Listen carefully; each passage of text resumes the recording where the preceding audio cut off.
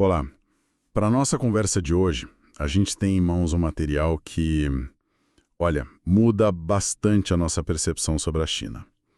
É o livro Hunted by Chaos, ou Assombrada pelo Caos, de Suman Wasif Khan. Sim, o livro fascinante.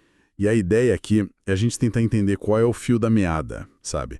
A lógica que conecta todos os líderes chineses desde a fundação da República Popular, lá em 1949, até os dias de hoje. E a chave para tudo isso, como você disse, está no título, né?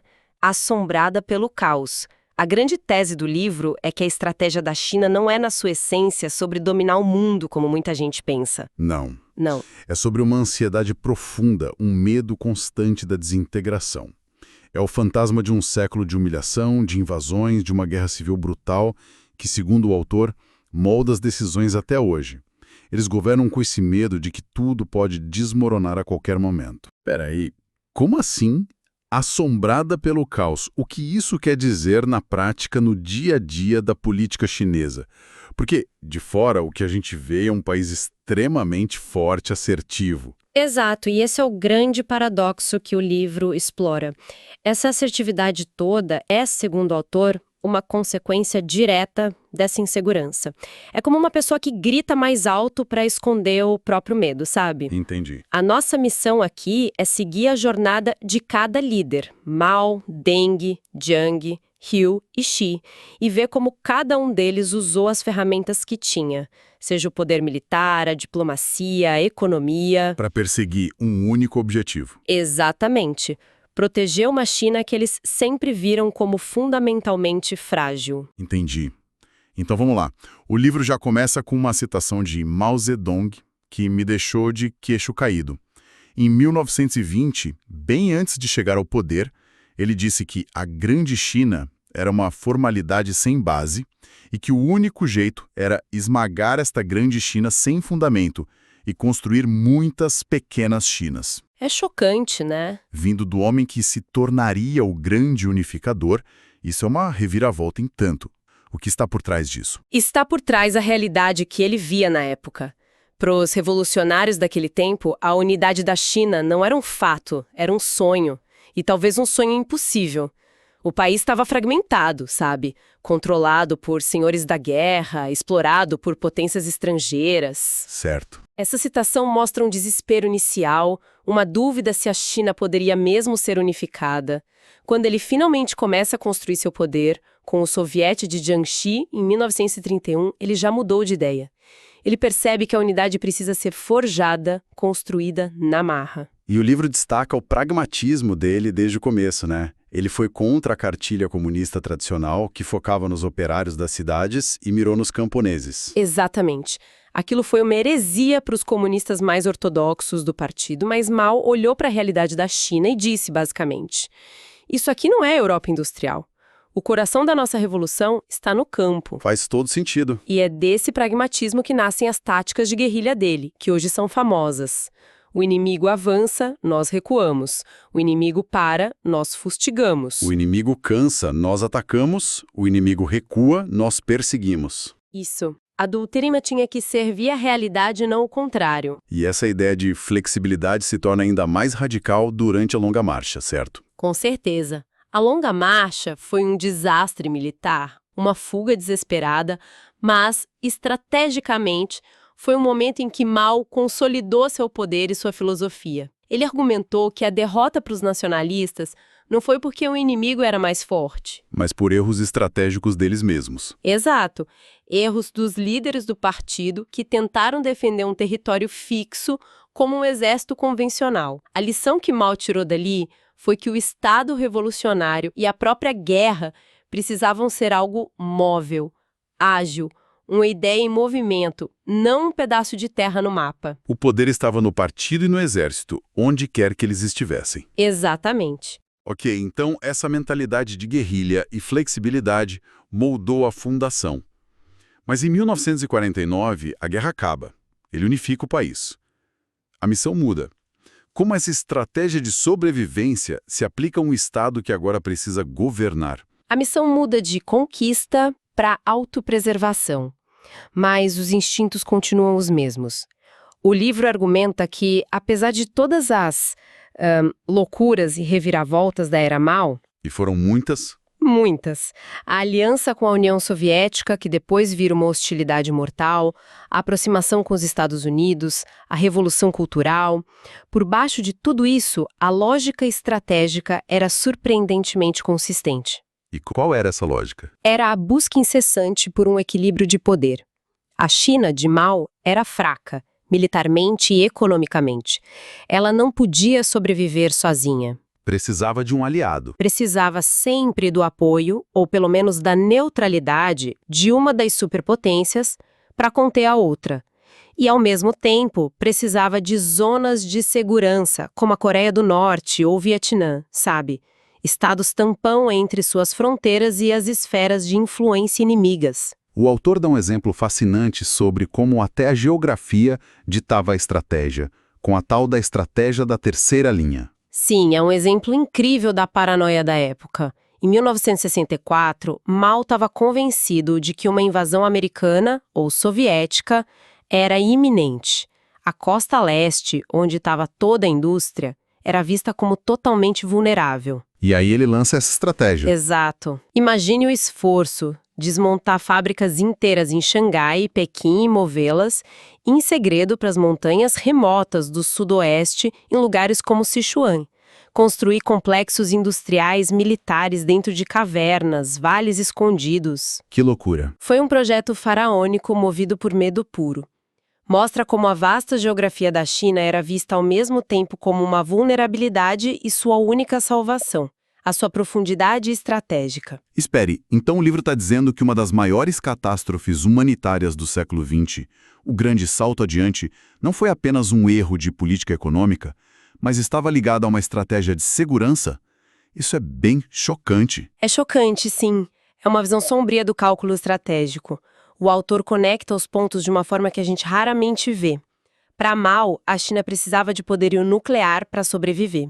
Para ter mísseis e bombas, precisava de aço e de indústria pesada. Certo. A base industrial forçada, não teremos como nos defender. A segurança do Estado veio muito antes da segurança do povo. Muito antes. O que nos leva diretamente a Deng Xiaoping, que parece ter entendido que essa base econômica não podia ser construída na marra.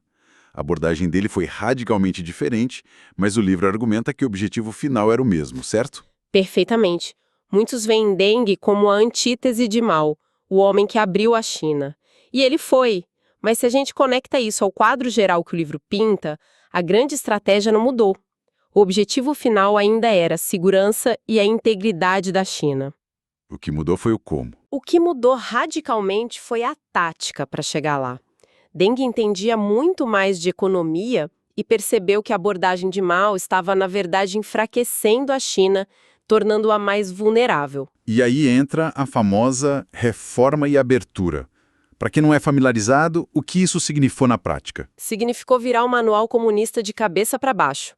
Em vez de coletivização total, Deng permitiu que os agricultores vendessem o excedente no mercado e ficassem com o lucro. Foi uma revolução. E nas cidades? Em vez de isolamento, ele criou as zonas econômicas especiais, como Shenzhen, que era uma vila de pescadores e hoje é uma megalópole. Ele convidou capital e tecnologia estrangeiros. Foi o reconhecimento pragmático de que, para a China ficar forte, ela precisava, ironicamente, usar as ferramentas do capitalismo. Uma economia forte era o caminho para um exército forte e para a estabilidade social. Exatamente. Evitar o caos interno. E esse pragmatismo se estende para a diplomacia, com conceitos como um país, dois sistemas. Sim, e aqui o pragmatismo é puro. Para resolver a questão de Hong Kong com os britânicos e de olho em Taiwan, ele propõe isso. A ideia era, ok, vocês podem manter seu sistema capitalista, suas leis, a única coisa que não abrimos mão é da soberania. Vocês são parte da China. E com as disputas territoriais? A mesma lógica. No Mar do Sul da China, a posição de Deng era: essa disputa de soberania é muito complicada. Vamos deixar de lado por enquanto, para gerações futuras resolverem. Agora, vamos focar em desenvolver os recursos juntos. É a mesma lógica de Mao de não deixar uma divergência específica atrapalhar o todo. Exatamente. Não permita que um problema destrua uma relação que, no geral, é benéfica para a China. A prioridade era fortalecer a China economicamente. O resto podia esperar. O livro, então, descreve os reinados de Jiang Zemin e Hu Jintao, sucessores de Deng, como a virtude da monotonia. O que parece um elogio meio estranho. Parece, né? Mas é um elogio e tanto. Eles não foram os líderes que supervisionaram o maior boom econômico da história. Exatamente, essa é a genialidade da monotonia estratégica que o autor aponta. Enquanto o mundo, especialmente os Estados Unidos, estava completamente distraído depois do 11 de setembro com as guerras no Iraque e no Afeganistão, A China estava correndo por fora. a China, sob a liderança discreta de Jiang e Hu, estava silenciosamente se tornando a fábrica do mundo. Eles evitaram confrontos a todo custo. Então, a estratégia era ser chato e passar despercebido? De certa forma, sim. A estratégia era: esconda sua força, espere seu tempo. Um famoso ditado de Deng que eles seguiram à risca. Eles focaram em consolidar os ganhos econômicos, negociaram a entrada da China na OMC em 2001, que foi um marco, E usaram a diplomacia de forma sutil. muito sutil.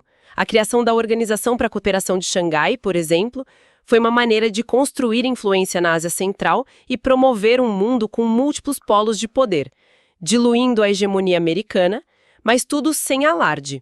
Foi essa calmaria, essa monotonia que construiu o poder econômico colossal que preparou o palco para Xi Jinping.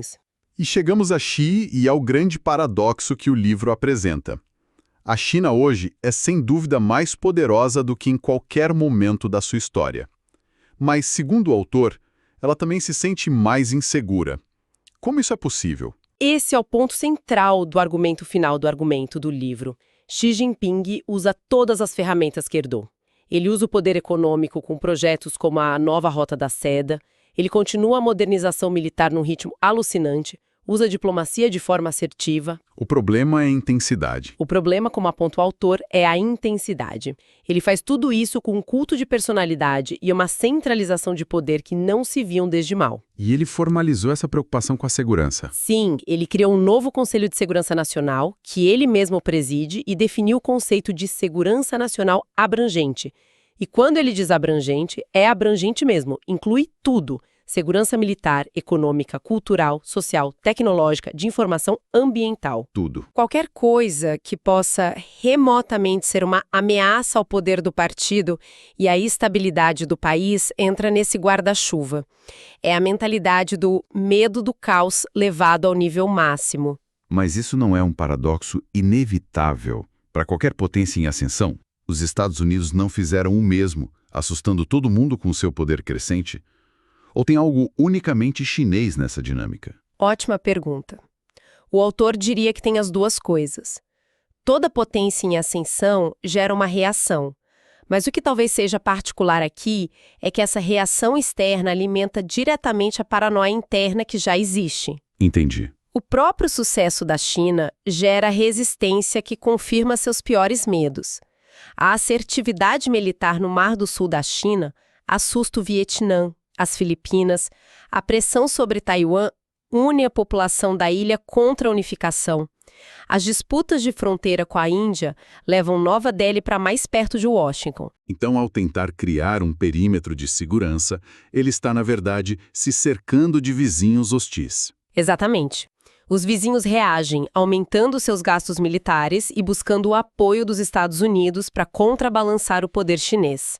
No final, a China, de Xi, em sua busca desesperada por segurança absoluta, está ajudando a criar o próprio ambiente de insegurança que tanto teme. É um ciclo vicioso. Então, depois de toda essa jornada, o que isso tudo significa? Vimos essa linha contínua de Mao a Xi, uma grande estratégia movida por esse medo fundamental da desintegração. E não se pode negar que essa estratégia teve um sucesso extraordinário. Ela pegou um país em ruínas, fragmentado, e o transformou numa superpotência unificada, O objetivo de construir um Estado forte foi, em grande medida, alcançado. Mas o livro termina com uma reflexão, uma pergunta provocadora que vai além da geopolítica. E qual seria? Não acabou negligenciando algo vital no processo, a confiança e o bem-estar do seu próprio povo, com problemas ambientais gravíssimos, desigualdade social crescente. E com cada vez mais chineses ricos e da classe média buscando investir e estudar ou até viver fora do país. Exato. A segurança do Estado não garante a felicidade dos cidadãos. E a pergunta que fica no ar Talvez a grande estratégia chinesa do futuro precise se preocupar um pouco menos com a segurança externa e um pouco mais com a compaixão interna. Talvez o verdadeiro desafio para garantir a estabilidade a longo prazo não seja mais construir mísseis, mas sim construir uma sociedade que faça seus cidadãos mais talentosos quererem ficar. E essa é uma questão que nenhuma estratégia militar ou econômica pode resolver sozinha.